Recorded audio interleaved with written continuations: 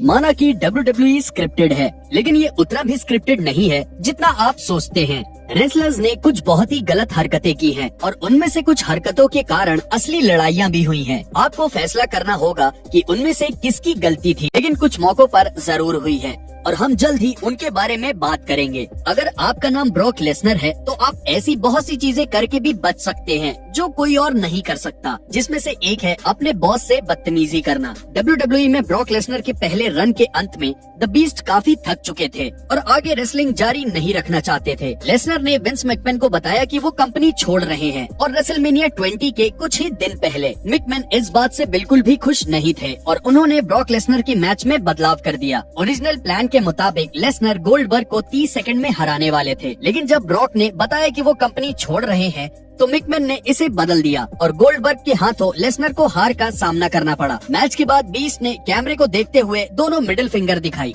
जो कि विंस के लिए थी। मैकमैन को मिडिल फिंगर दिखाने के बावजूद भी ब्रॉक लेसनर ने 2012 में WWE में वापसी की, जिसके बाद उन्होंने और भी ज्यादा बदतमीजी की। रॉ का 11 अगस्त 2014 का एपिसोड एक खास था क्योंकि इसमें हल्क होगन का बर्थडे सेलिब्रेशन होने वाला था, लेकिन इस पार्टी में ब्रॉक लेसनर ने खलल डाल दी। ये सब स्क्रिप्ट का हिस्सा था, लेकिन ब्रॉक लेसनर ने हल्क होगन से जो कहा वो स्क्रिप्ट में नहीं था। Party's over, Grandpa. होगन को ये बात सच में बुरी लगी और वो इसका जवाब देने लगे। ब्रॉक लेसनर, अगली बार मेरा नाम लेते हुए जुबान संभाल कर बोलना। ठीक है, मैं ये सब सुनकर थक गया हूँ। मुझे पता है ये सब मनोरंजन का हिस्सा है और हमें इसे मजाक में लेना चाहिए, लेकिन जब वो मेरा नाम लेता है मेरी बीवी बच्चों के साथ, तो वो अपनी हद पार कर देता है।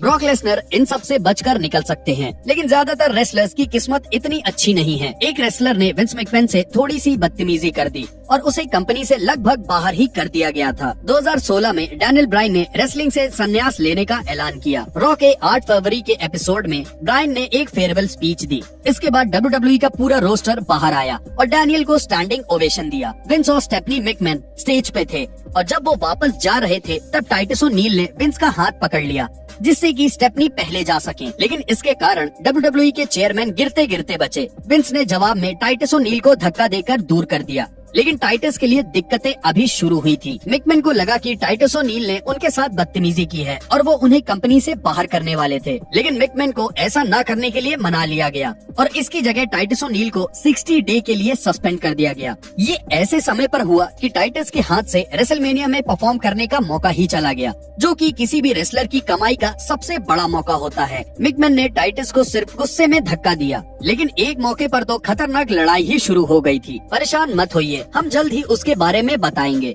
WWE की स्टोरी लाइन में असल जिंदगी में हुई किसी मौत का इस्तेमाल करना थोड़ा जोखिम भरा है, लेकिन WWE ने ऐसा कई बार किया है। Eddie ain't in heaven. Eddie's down there in hell.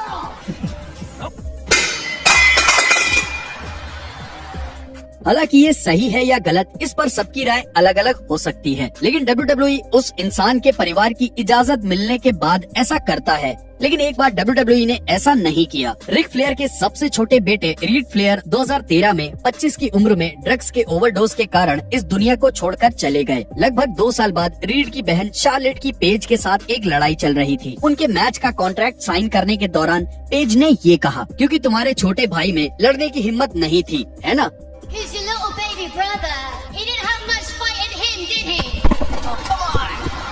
Ric Flair और रीड की माँ दोनों को ये नहीं पता था कि पेज कुछ ऐसा कहने वाली है और वो इस बात से बहुत गुस्से में आ गए। और बात करें WWE की तो उन्होंने इसके लिए माफी मांगी। ब्रॉक लेसनर ही अकेले ऐसे इंसान नहीं है जिसने हल्क होगन का मजाक उड़ाया है, लेकिन आप ये कह सकते हैं कि इस बार हल्क होगन सही थे। 2005 में शॉन माइकल्स ने रोडी पाइपर पर हमला कर दिया और हल्क होगन को समर स्लैम में एक मैच के लिए चैलेंज कर दिया, जिसे हल्कस्टर ने एक्सेप्ट कर लिया। टीवी पर ये WWE की एक आम स्टोरी लाइन लग रही थी, लेकिन बैक स्टेज चीजें काफी ज्यादा अलग थी। माइकल हील के किरदार में नहीं दिखना चाहते थे और ये साफ नहीं था कि कहानी आगे किस डायरेक्शन में जाएगी। HBK हल्क होगन के साथ 3 मैच में लड़ना चाहते थे, जिसमें से 2 होगन जीतने वाले थे और 1 शॉन माइकल्स। हल्कस्टर ये सब नहीं चाहते थे, वो सिर्फ 1 मैच चाहते थे जिसमें उनकी जीत हो। आखिरकार होगन जो चाहते थे वही हुआ, लेकिन शॉन माइकल्स भी आसानी से हार नहीं मानने वाले थे। जब हल्क होगन और शॉन माइकल्स का समर स्लैम मैच हुआ, तब HBK ने होगन का मजाक बनाने के लिए